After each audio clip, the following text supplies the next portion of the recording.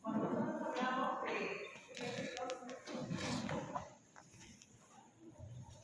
hablamos de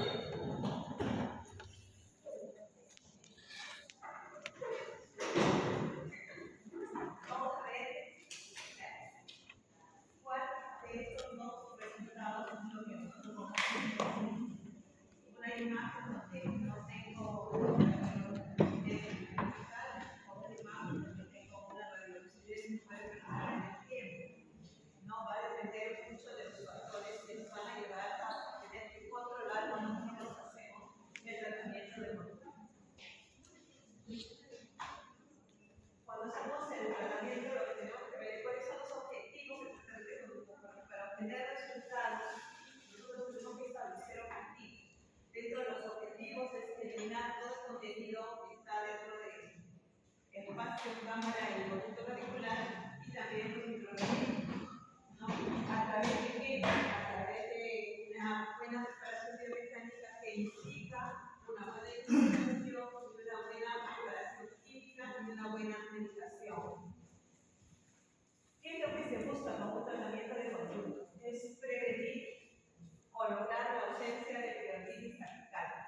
¿Esto por qué? Porque cuando nosotros hacemos un buen tratamiento de conducto y no tenemos presión a nivel apical, solamente está enmarcada toda la patología dentro de lo que debería ser cámara lumbar, tenemos que evitar que posterior al tratamiento aparezca una lesión apical. O si en caso ya existiera, a través del tratamiento, hacer que esta lesión desaparezca. Ahora, para lograr eso tenemos, hay un conjunto de técnicas para poder trabajar, las cuales nos van a llevar a la conservación del diente y a normalizar los tejidos de su forma. ¿Qué significa normalizar los tejidos de su forma? Puede haber de repente una destrucción a nivel periapical ósea que puede abarcar tablas internas o puede abarcar tablas externas, entonces eso hay que normalizar. Todo esto que estamos haciendo aquí nos va a llevar a que la pieza dental esté en función, entre en función normal dentro de la boca. Cuando hablamos de tratamiento de conductos, siempre vamos a tener dos resultados: o vamos a tener éxito o vamos a tener fracaso. Esto lo tenemos que evaluar. Cuando nosotros podemos decir cuándo es un éxito y cuándo es un fracaso. Pero a través de qué evaluamos? A través de la clínica, a través de las radiografías, de evaluación radiológica y a través de estudios histológicos. Ahora, estos estudios histológicos nosotros normalmente no lo hacemos. Para hacer un estudio histológico tendríamos que obtener parte del tejido para hacer un análisis. ¿Qué tipo de células están dentro de la lesión periapical? Cuando hablamos de evaluación histológica, estamos hablando de evaluación a nivel periapical, no dentro del cámara lumbar. Eso no lo sé, ¿no? Entonces, pero la literatura nos dice evaluación histológica, además nos dice una evaluación bacteriológica. Cuando se empezó a hacer endodoncias, para saber en qué momento nos curamos, sí, antiguamente hacían una evaluación bacteriológica. Y cuando ya no encontraban ningún tipo de microorganismo, recién hacían la operación. Eso ahora no se da. Cuando hablamos de éxito, ¿cuáles son los factores que nosotros tenemos que considerar para llegar a un éxito dentro del tratamiento de conducta? La parte de diagnóstico, que ya hemos hablado bastante, que es fundamental, que es nuestro soporte, que es nuestro pilar para poder realizar el tratamiento de conductos. Tenemos que ver el acceso cameral, que es importante, con el acceso cameral, hacer un acceso cameral de manera que nosotros podemos llegar de una forma directa a lo que tendría que ser el tercio apical del diente, para luego hacer una preparación biomecánica, ¿no? Y luego de hacer una preparación biomecánica y a lograr una buena operación. Todos estos factores son importantes, pero ¿será que solamente esto interviene? No. Hay otros factores que hay que considerar, como es la irrigación, como es la medicación y como es el sellado coronal. Cuando hablamos de irrigación, hablamos de qué líquido vamos a usar y a qué porcentaje, usar clorexidina, ¿no? Entonces, y de acuerdo al caso. Cuando hablamos de medicación, habríamos visto que vamos a usar nosotros como medicación. Vamos a usar un hidróxido de calcio, vamos a usar un paracetamol clorofenol inmaculado. Si usamos un hidróxido de calcio con agua destilada o con suero fisiológico, ¿en qué caso no voy a usar? Generalmente lo vamos a usar cuando nosotros no tenemos, digamos, queremos una actividad rápida porque no tenemos lesiones a nivel vertical o tenemos una que es mínima, pequeña, pero también puedo usar el hidróxido de calcio o anestesia. ¿Qué va a pasar con esto? La liberación de redes de calcio, cuando se toma anestésico, va a ser mucho más lenta, va a durar más en el tiempo, va a tener mayor sustantividad y eso lo vamos a aplicar cuando tenemos lesiones mayores. Ahora, ¿qué beneficios tiene usar anestesia como nutriente? Es que nos baja las lesiones superficiales. ¿Por qué es importante esto? Porque nos permite que los iones de calcio puedan ingresar a los túbulos tendinarios y actuar sobre las bacterias o actuar sobre las toxinas que están dentro del túbulo donde no llega, digamos, la defensa parte del organismo o donde a veces no llegan los irritantes. Cuando hablamos de diagnóstico, vamos a ver el estado principal y el estado periodical. Generalmente, pacientes que vienen a consulta vienen con dolor. Pocos son los pacientes que vienen o vienen porque tienen un mal dolor, o vienen porque se les fracturó la pieza, o vienen por dolor. Entonces, ¿qué es lo que tenemos que evaluar? ¿No? Si tenemos nosotros, por ejemplo, una área que está en contacto con la cámara bucal, si cómo está nuestro espacio periodontal a nivel apical, tenemos reacción, no tenemos reacción. Las curvaturas, por ejemplo, acá tenemos que es muy importante esta parte de acá. Acá tenemos un ápice que está bloqueado y acá tenemos un ápice que tiene restricción radicular. Hablábamos la vez pasada de que en este caso no es digamos, una superficie plana, sino es como unos cráteres. Entonces, ¿qué es lo que tenemos que usar acá? ¿Qué medicación? ¿No? Evaluar bien esto en la parte de diagnóstico. Y ver también las lesiones en nivel vertical. ¿Cómo son estas lesiones? Si estas lesiones son grandes o pequeñas, si son lesiones verticales o anteriores verticales crónicas, o si son, digamos, de repente, abscesos verticales agudos, o podría ser también abscesos verticales crónicos. Entonces, tenemos que evaluar bien estos casos. Cuando nosotros tenemos acceso capilar, es lo que siempre nos ocurre en la clínica. Tenemos que recordar, para evitar los fracasos, tenemos que recordar cómo es el piso de la cámara. El piso de la cámara es un color más oscuro y es un piso que es convexo, no es un piso que es plano. Ustedes pueden observar acá, tienen ustedes un piso que ligeramente se puede ver que tiene una convexidad, que tiene, digamos, acá unos surcos que van a desembocar en una especie de entrada uniforme que es como un embudo, y ahí se va a encontrar el producto. Pero en este otro también tenemos un preparado. Aparentemente hemos encontrado dos conductos que tienen la preparar, es correcto, dos conductos, pero tenemos que observar bastante. Tenemos acá un puente entre estos dos conductos que tiene el mismo color con la dentina. Y eso me está diciendo a mí que esto no es el piso de la cámara principal, eso es parte del techo, porque el piso siempre es más oscuro y siempre va a ser un piso convexo, no es un piso plano ni es un piso cóncavo, sino es un piso ligeramente convexo. Entonces, esto hay que tener en cuenta porque, ¿qué sucede? Que debajo de esto hay tejido necrótico, ¿no? Hay toxinas, y nosotros vamos a trabajar los conductos y lo vamos a trabajar muy bien, es una buena operación, pero debajo de este puente tengo un caldo evolutivo que va a producir una reinserción en el tiempo.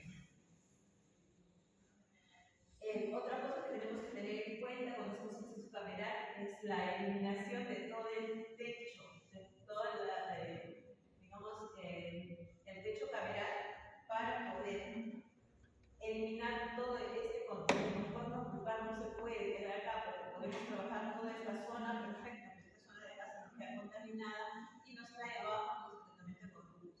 Hacer los desgastes de compensación para poder llegar a la forma más directa posible, hacer desgaste en esta zona de cambio. En la complejidad de la gravedad, en este caso, Otros errores que nos van a llevar a nosotros a un fracaso y no a un éxito en lo que es tratamiento dental son las perforaciones que tenemos en nivel cervical, son las perforaciones en la zona de la zona de la boca. ¿Por qué? Porque no hemos identificado bien cuál es el piso dental. Y esto sucede fácilmente cuando nosotros tenemos, por ejemplo, casos que viene gente con una dentina, caries profunda, pero tenemos una dentina terciaria. La dentina terciaria es una carie ya inactiva, que es una dentina de color marrón, color oscuro. Entonces, ¿qué sucede ahí?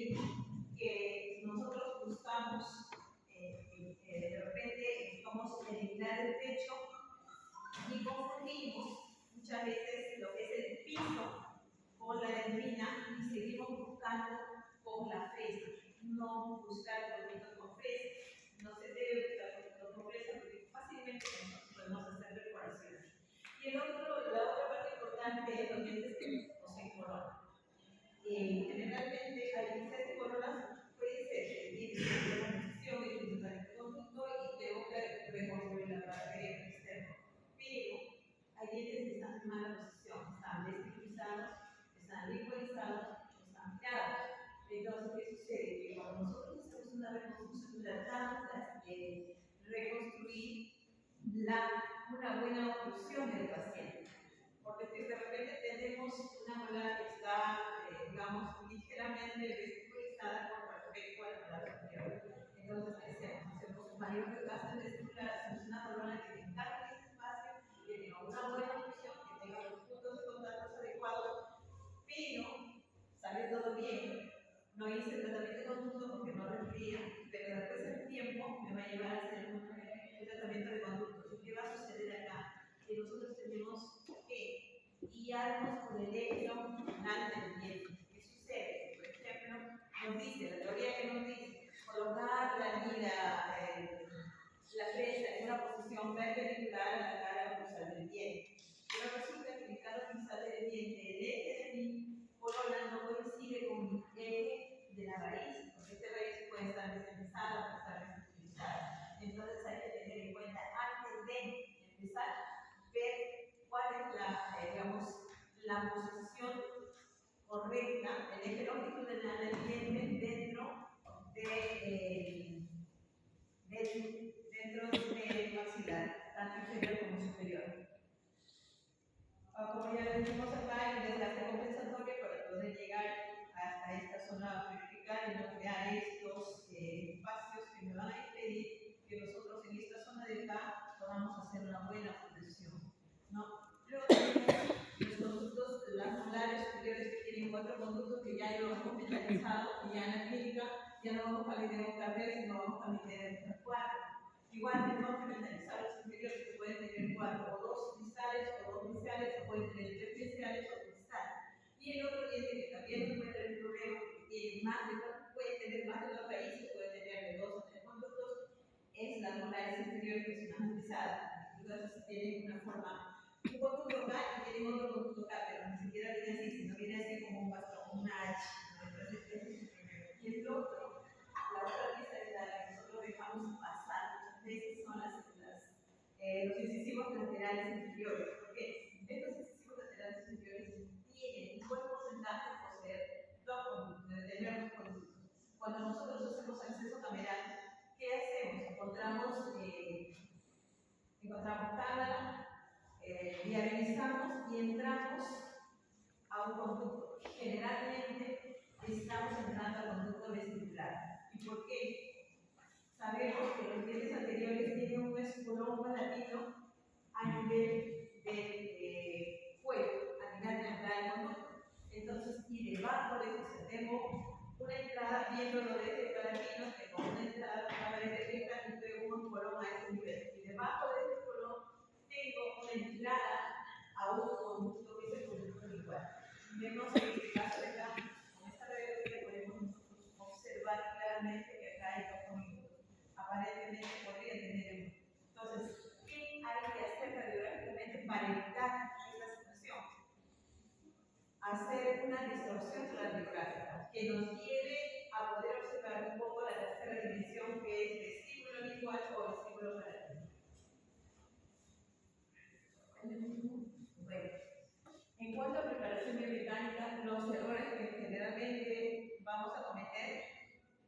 van a ser con respecto a la extensión de la preparación y con respecto a la curvatura de los conductos. ¿Hasta dónde debemos trabajar? Hasta el punto del CSM. El conducto sanitario no nos pertenece. El conducto sanitario le pertenece a nuestro organismo. El conducto sanitario sí nos pertenece a nosotros como odontólogos donde podemos trabajar. Eso significa que yo puedo trabajar hasta este nivel. Acá no puedo. Ahora, ¿qué sucede si yo invado esta zona? No voy a tener esta estrechez. No voy a lograr hacer un doble fijar acá. Por lo tanto, voy a eliminar esto, voy a eliminar acá. Entonces voy a tener un túnel del que hemos hablado también al pasar. Entonces, ¿qué va a pasar? No me va a encajar de repente un cono.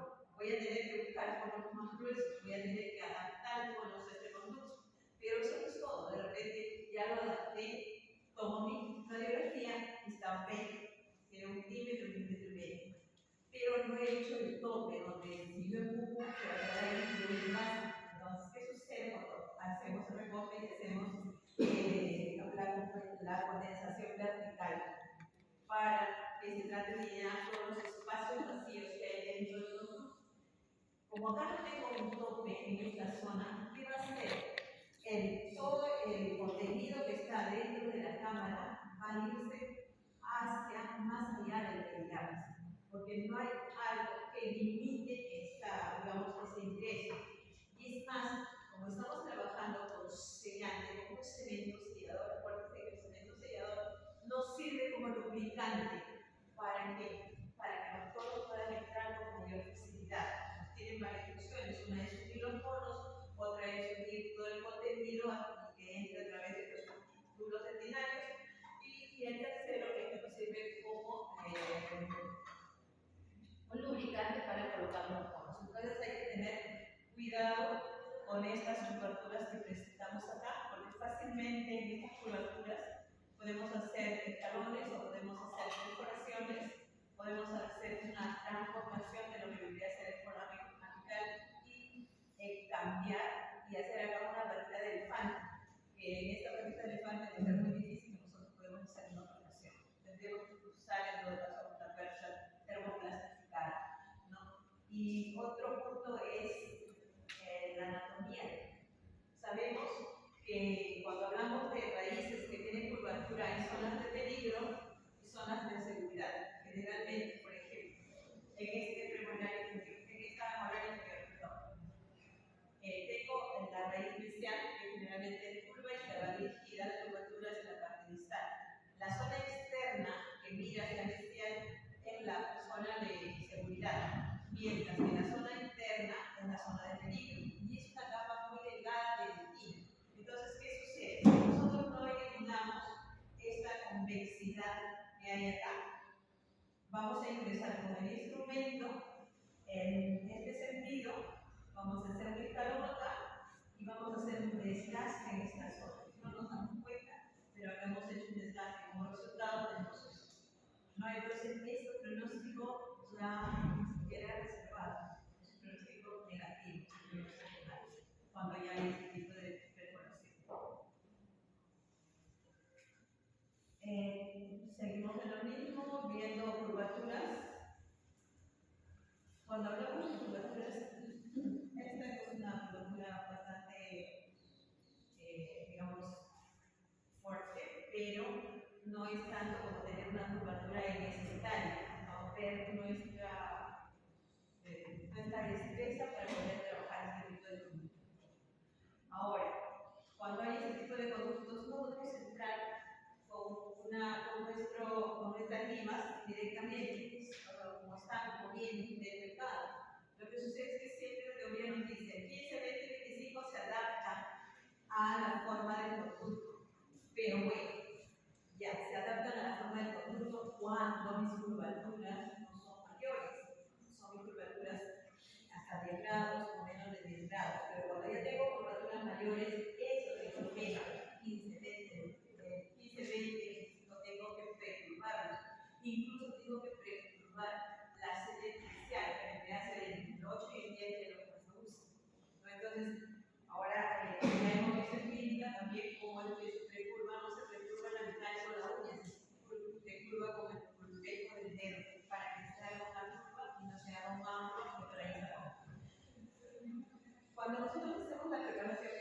dinámica, y no preocupamos el instrumento, por ejemplo, acá tenemos el conducto y esta parte vertical es curvada.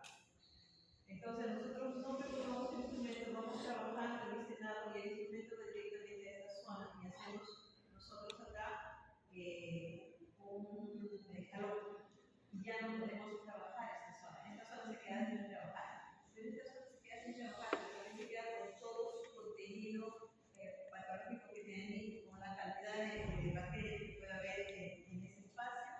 Y por muy buena que esté nuestro trabajo, por muy buena que esté nuestra población, acá ese es el problema que nos va a traer abajo nuestro tratamiento, ¿no? Va a haber esto. Por eso va a haber un fracaso en el tratamiento económico. Entonces, lo que tenemos que hacer es reclutar el instrumento para poder lograr pasar esta temperatura, hacer una buena obturación a este nivel, ¿no? Y que acá, en esta zona del conducto sedentario, donde está el unión pulpar, haya una buena regeneración de ese tejido del conducto sedentario. Tenemos acá una radiografía que es una curvatura muy ligera, pero nosotros podemos ver que aparentemente este diente es recto, esta raíz es recta, pero tiene la curvatura hacia la parte lateral. En cuanto a la ondulación, en la ondulación, ¿qué es lo que nosotros tenemos que observar? Tenemos que observar si hemos hecho una buena ondulación, esto implica ver la calidad de ondulación que hay aquí. No hay espacio vacío, es una ondulación muy compacta, ¿no? Tiene un grado de densidad uniforme y no nos hayamos pasado, que hayamos llegado a un nivel adecuado y no tenemos un sobrepaso, digamos, en este caso de una percha, en otro caso se nos pasa cemento. Porque esto que pasa, el cemento todavía se puede englobar, pero ¿qué sucede cuando nosotros nos pasamos un poro? Ya nos pasaba en la clínica. ¿Qué sucede cuando nos pasamos un poro? Nosotros tenemos el extremo en fragmental. Yo tengo que llegar antes del fragmental, pero sucede que con uno de los conos me pasé, tengo una parte del cono fuera de la raíz y tengo la otra parte del cono. El diente no es una entidad que está fija, inmóvil, dentro de todo el sistema dental. Es un diente que está en movimiento. Entonces, si ese diente está en movimiento, el cono que ha pasado también va a estar en movimiento, pero no va a estar en movimiento porque observado dentro de una pared compacta como es el conducto final, sino va a estar en un espacio que le corresponde al espacio apical, donde tenemos huesos, donde tenemos otro tipo de tejidos que corresponden a la parte periodontal. Entonces va a ser un movimiento, y ese movimiento es un estímulo negativo, que es de la inflamación que hay en ese espacio por la medicación, por la operación que hemos hecho, desaparezca, va a hacer que esta inflamación aumente. Entonces, ¿qué es lo que hacemos en este caso? Si hay una sobreoperación, lo que vamos a hacer es retirar el contenido que está dentro de la cámara pulpar. De hecho, que este conducto de este cono que está pasando acá no va a salir, porque hay una obturación y está ajustado el extremo. Entonces, hay que tratar de separarlo y que se quede libre ahí adentro, que posteriormente va a ser fagocitado, va a ser englobado, ¿no? Entonces, y luego hacer la obturación hasta donde nos corresponde. O sea, que tenemos el extremo del diente va a estar acá. Lo que no sucede con el cemento. El cemento no, el cemento se desprende de la parte vertical. Por ejemplo, tenemos acá una imagen de reacciones a nivel vertical, ¿no? Pero es crónica. Entonces, se hace la obturación, nos hemos usado cemento, pero hemos evaluado y al cabo de 15 años, miren lo que tenemos. Nosotros hallamos de que el paciente regresó después de 15 años y después de todo se les va a dar la terapia y nos encontramos en eso, ¿no? De que hay una buena reparación. Ahora, ¿esto por qué se beneficia en el tiempo que está así? ¿Por qué? Porque también hay otros factores que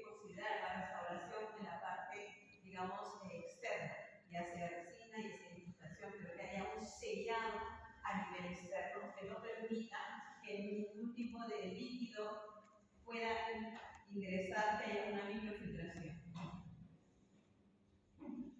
Ahora, cuando hablamos también de éxito, hay otro punto que tenemos que tener en cuenta, que es la salud sistémica del paciente.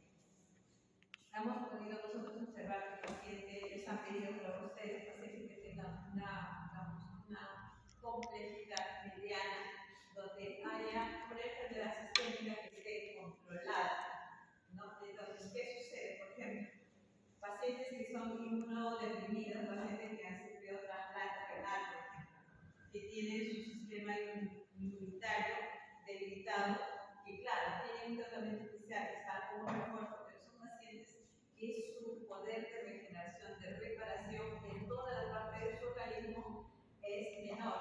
Entonces tenemos que tener mucho cuidado ahí. Otro de los puntos que tenemos son los pacientes con diabetes, que son pacientes propensos a generar infección. Entonces hay que tener en cuenta la salud sistémica del paciente. No es por nada que nos dicen que tiene que traer un paciente con tal grado de complejidad, que tenga una enfermedad sistémica controlada. Entonces, y luego viene la parte anatómica. Trabajamos en un sistema de conductos, no trabajamos en un conducto, trabajamos en un sistema de conductos. Si bien es cierto, hacemos la preparación biomecánica en un conducto principal, en un conducto lateral, pero tenemos conductos laterales, accesorios, secundarios, figuras veterinarias, en los cuales no llegamos con la parte mecánica de la instrumentación, pero sí llegamos con la parte de la irrigación y con la parte, sobre todo, fundamentalmente con la parte de educación. ¿No? Entonces, tener en cuenta esto, que no es un conducto, tenemos ventas apicales acá. Entonces, y el otro factor es cuán preparado estoy yo para poder hacer un tratamiento de conductos y hasta qué nivel, porque hay diferentes niveles, existe de menor complejidad, mediana complejidad y alta complejidad. Entonces, donde estoy ahora, hasta dónde puedo llegar. Y los accidentes que nos ocurren en el vimos una red de, digamos, de conductos, ¿no? Cuando vemos la parte biológica, acá por ejemplo, procediendo un poquito, acá en esta diapositiva tenemos un canino que está en una posición no correcta, está girada. Entonces, ¿qué pasa? Estamos tomando una radiografía, pero como está girada, podemos observar que este canino tiene dos conductos y tiene por lo tanto dos raíces. Si estuviera en su posición correcta, y la radiografía nos dice tomarle una radiografía en otra posición. Como mi radiografía en otra posición, tengo un conducto, tanto ese conducto se queda el otro. Y luego el paciente viene y dice, te duele, cuando mastica, no me duele cuando mastico, pero me duele cuando me tengo fiebre. Y digo, ¿qué pasa acá? Porque si ya está bien el tratamiento, está su radiografía, pero no me imagino que haya un segundo conducto canino. Entonces es importante que nosotros hagamos una distorsión radiográfica para detectar, digamos, esto es una llave. También tener en cuenta lo que son los nódulos pulpares, ¿no? Saberlos distinguir, y hablamos en una clase también sobre ello, ¿no? Acá, para recalcar un poquito la posición del diente. Como está la posición del diente, he hecho una perforación porque estoy trabajando sobre, sin darme cuenta hasta dónde, cómo está el líquido longitudinal del diente. Hay que tener en cuenta eso. Y acá un diagrama de lo que vendría a ser una perforación a nivel medio. Las perforaciones más pesadas son las del tercio cervical, que no nos permiten hacer una buena reconstrucción. ¿Por qué? Porque estamos invadiendo la zona donde nosotros podemos hacer un hombro para hacer una corona, la estamos bajando más allá. Entonces, de hacer una recuperación del antibiótico, hacer una citotomía, para ver qué resultado nos da. Cuando se hace el medio, sí se puede sellar esa perforación y hacer el problema más grande es controlar el nivel cerebral. No porque sea necesario eso, sino para la reconstrucción futura del niño.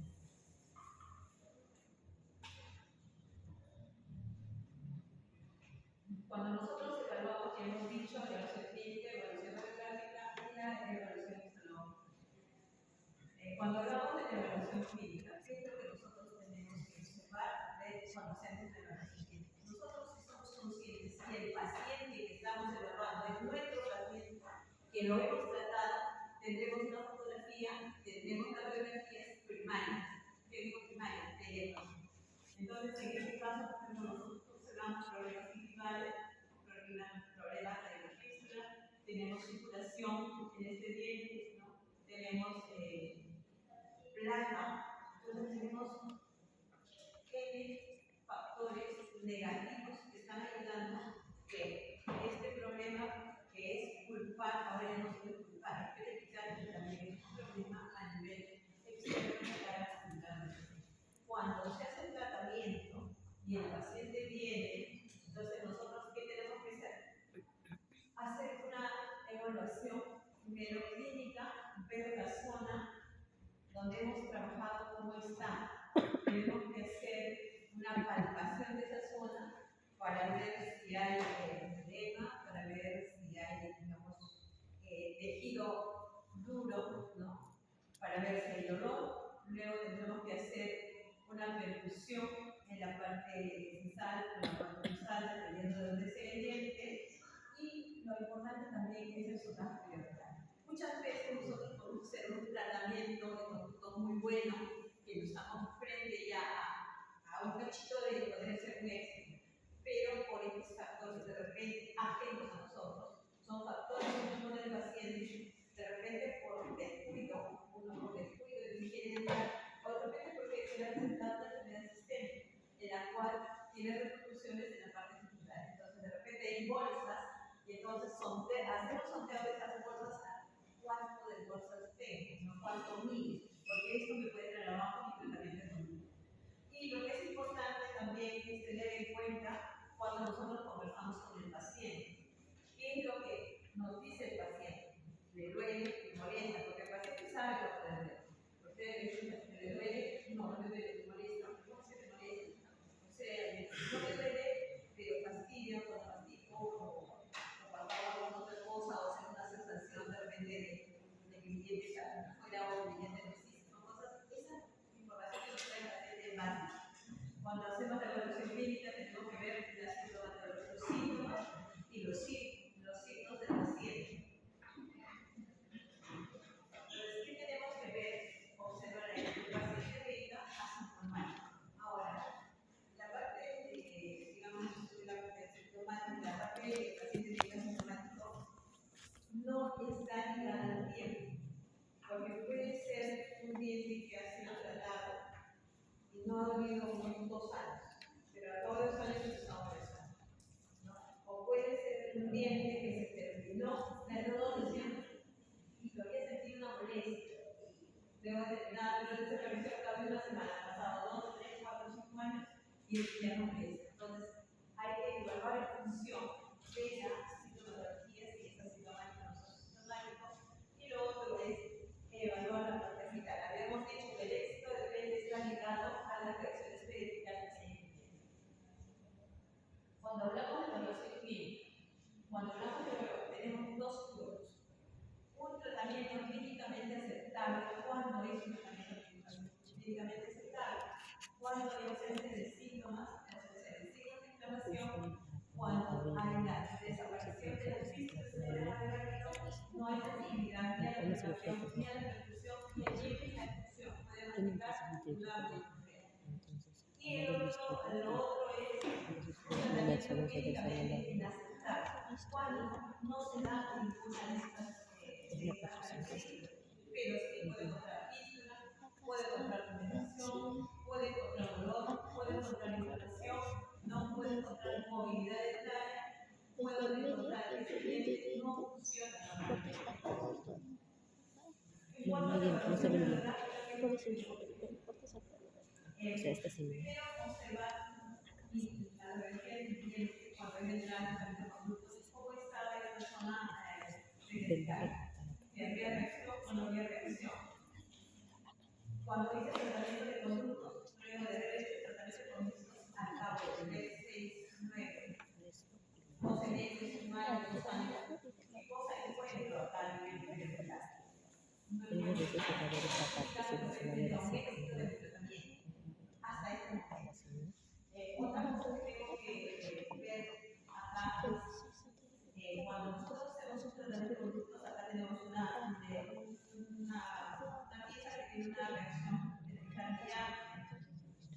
evaluación al cabo de un tiempo y encontramos que este tejido se está regenerando. Entonces, este tiene que, no puedo decir que es un éxito, pero sí puedo decir que tiene que estar en vías de poder hacer una regeneración y poder estar productiva y estar. Y lo otro, igual tenemos acá un acceso,